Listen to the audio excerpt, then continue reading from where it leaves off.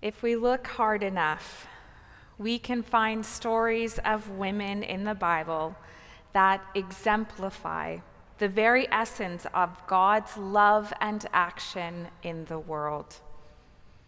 Their stories are often overshadowed or overlooked by the stories of male characters. So today I'm going to highlight the brilliance of the women in this story. In this text, there are stories of 5 women who stand out for their bravery, shining brilliantly against a backdrop of oppression. The Hebrews had become a significant ethnic group, living settled and prosperous lives in the fertile delta region of Egypt. We are told in verse 7 of Exodus 1 that the Israelites were fruitful and multiplied greatly and became exceedingly numerous, so that the land was filled with them. Now the Pharaoh, who doesn't know that many generations ago it was Joseph, a Hebrew, who saved Egypt from famine and drought, decides that the Israelites are too much of a threat and puts them to work as slaves.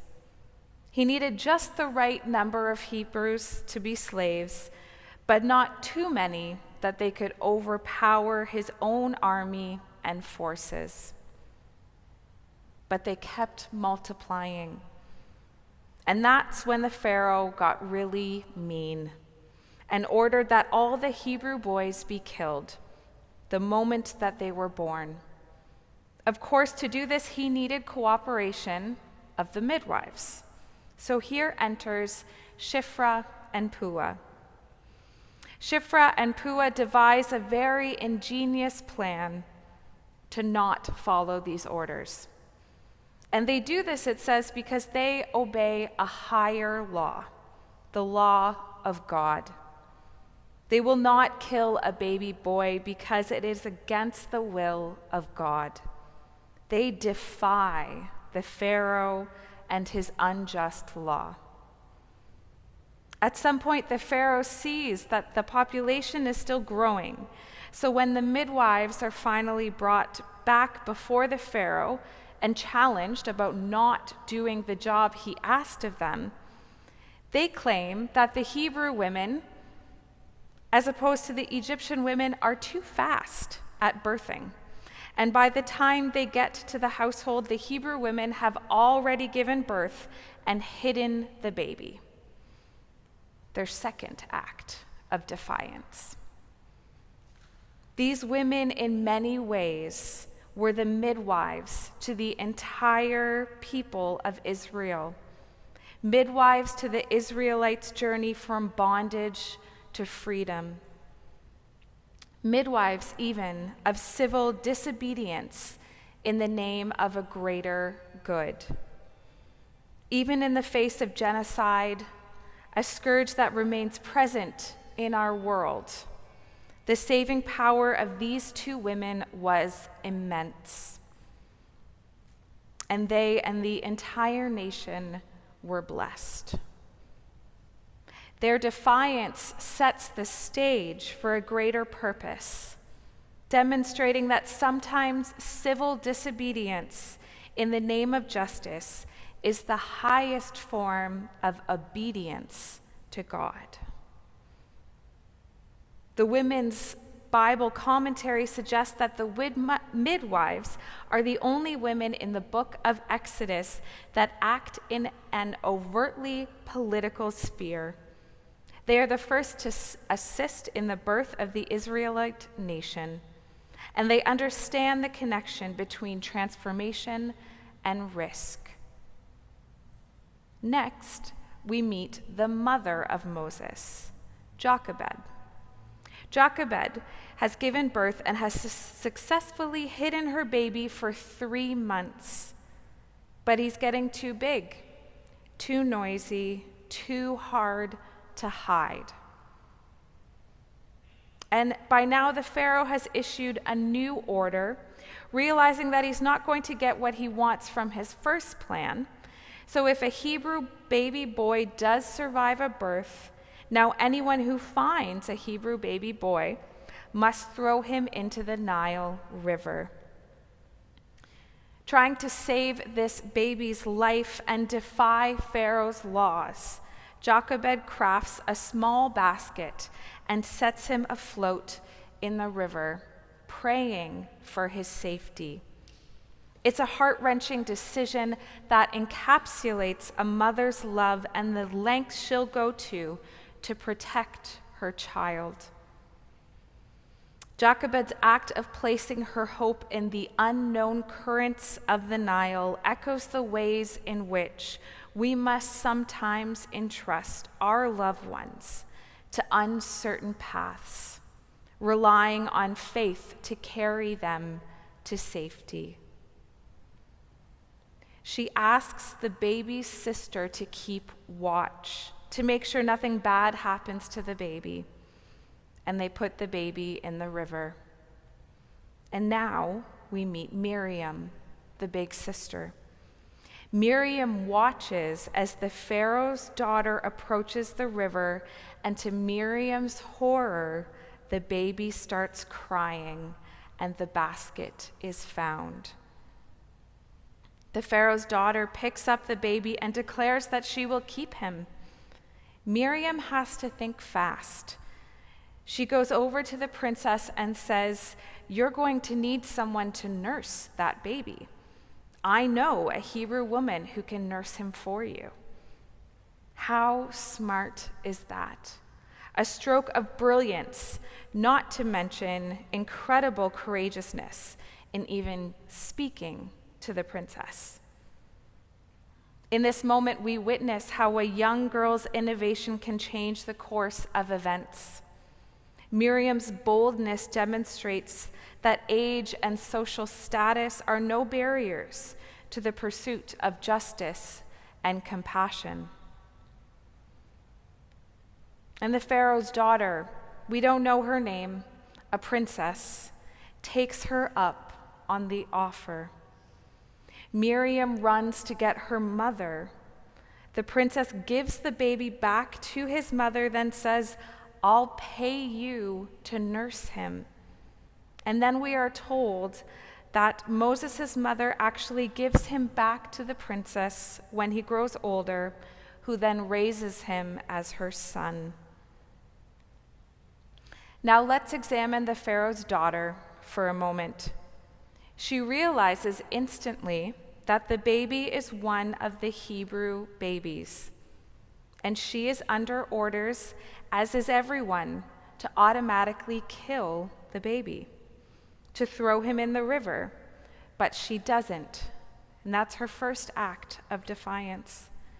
She knows her father's law is unjust. Perhaps she realizes that she can't save all the babies, but she thinks, "I can save this one baby." And she actually agrees to pay the Hebrew woman to nurse him, to keep him alive. That's her second act of defiance. And she eventually brings him into the palace as her own, her father's hated enemy. She brings him into his own household. Her third act of defiance. 5 women who, at great risk to their own personal safety, conspire to save a child. And the child is Moses, the person who will lead the Israelites from slavery. In every generation, there is a struggle for some to survive, and a struggle for others to refuse to live comfortably while their siblings are engulfed by the storms of life. But there is more to it, because the story pushes us farther, opens our eyes wider, prods us to use our heads, to open our hearts, to accept God's call to let God do what God wants to do with and through us. In this Exodus passage, God intervened through the actions of bold midwives refusing to be party to genocide, through the actions of a desperate mother and vigilant sister, through the compassion of a stranger. God not only answered the prayer of their hearts, but the prayer of a new nation, counting on the promises that would be handed down to them. These women are part of a lineage that connects with the teachings of Jesus. His life, too, was characterized by standing against the oppressive forces of his time, healing the broken and uplifting the marginalized. The echoes between these ancient stories and Jesus' ministry underscore a timeless truth.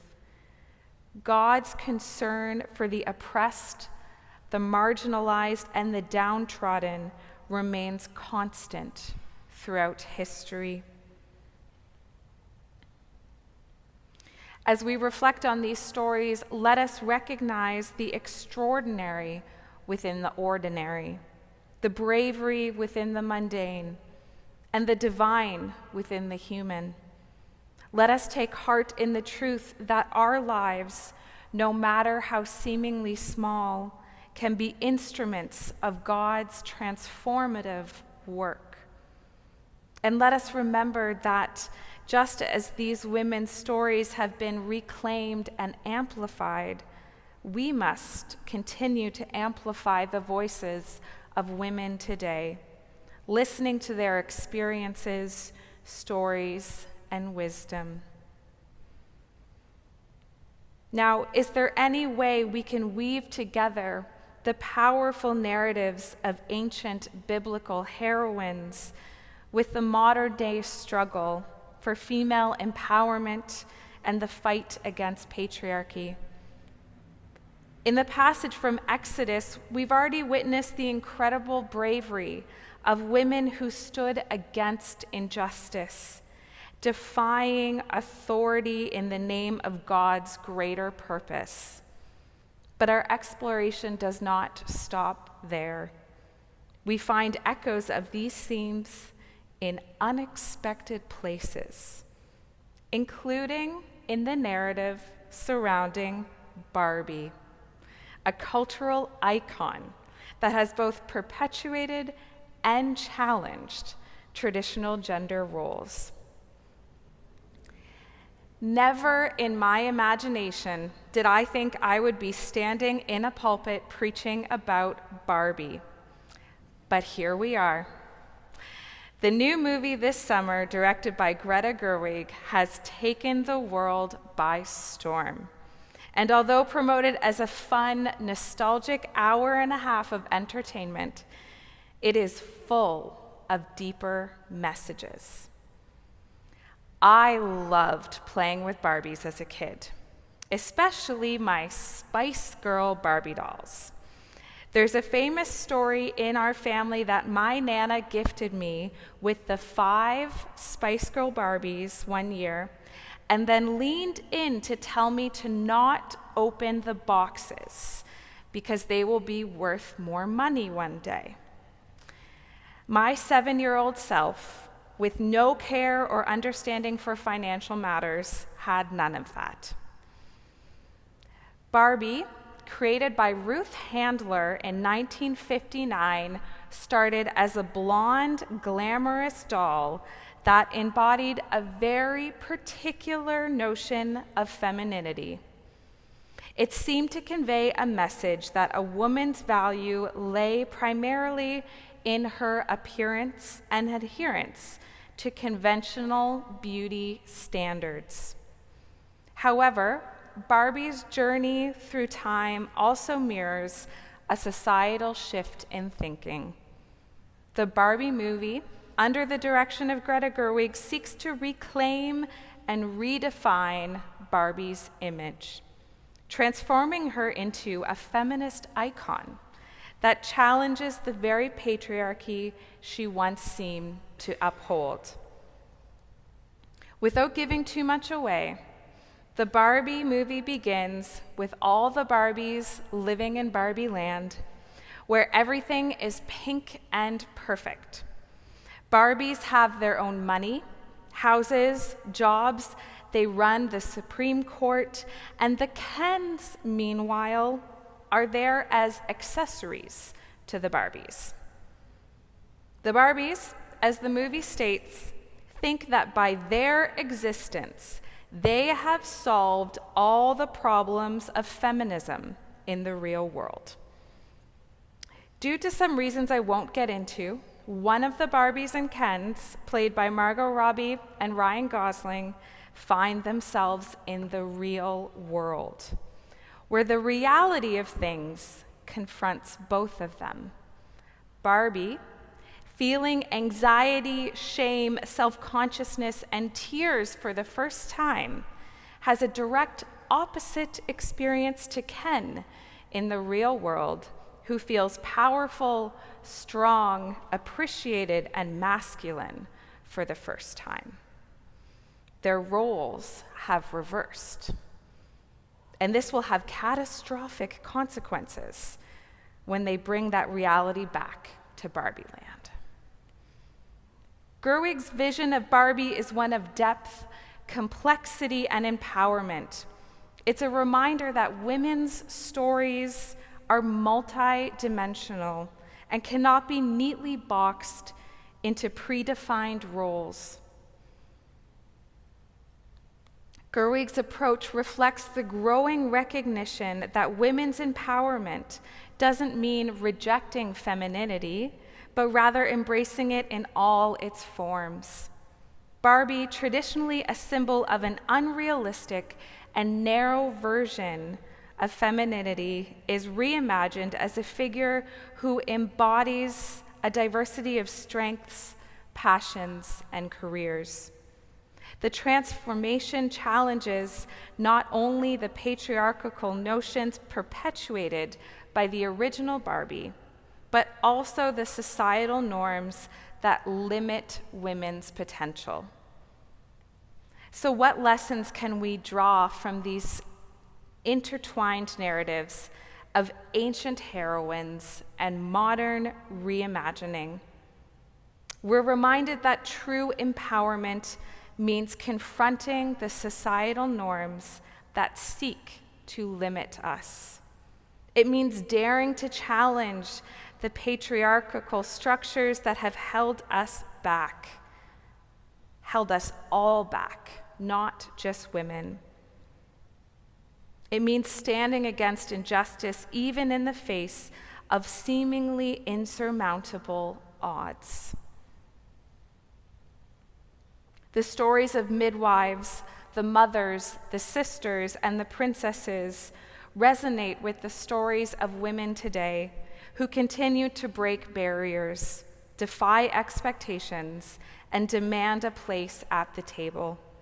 The spirit of empowerment runs like a thread connecting the past to the present, inspiring us to be agents of change in our own lives and communities. The ancient women may have all shared what we call a woman's intuition, a sense of knowing what is right and what is just. And for them, it was also what is godly.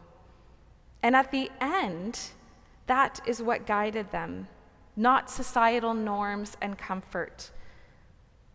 And this is also true for the Barbie movie. There's a scene in the movie where a character delivers to Barbie the entire critique of Barbie, that she's been making women feel bad for 50 years. Gerwig was interested in humanizing Barbie, so plays the slippery magic trick of the movie, which is acknowledging that Barbie might still be playing some part in making little girls feel like they have to look a certain way, be a certain size, or be a certain kind of woman. And the way that Gerwig does that is by creating the whole movie as an almost metatextual righting the wrongs of Barbie. She talked about this explicitly. If Barbie has made people feel bad, like they're not good enough. The only thing she could think to do was make people feel good enough. As we celebrate the courage of Shiphrah, Puah, Jochebed, Miriam, Pharaoh's daughter, and the reimagined Barbie, let us also honor the women of our time who carry on their legacy of empowerment. Let us support one another in our individual journeys of defiance against injustice and in our collective struggle to dismantle the patriarchal structures that persist. May we find strength in the small acts of resistance, courage in the face of adversity, and inspiration in the stories of women who dared to challenge the status quo. As we embrace our own empowerment, may we continue to rewrite the narrative of our world, reshaping it into a place where all individuals, regardless of gender, can thrive, flourish, and live in equality. Amen.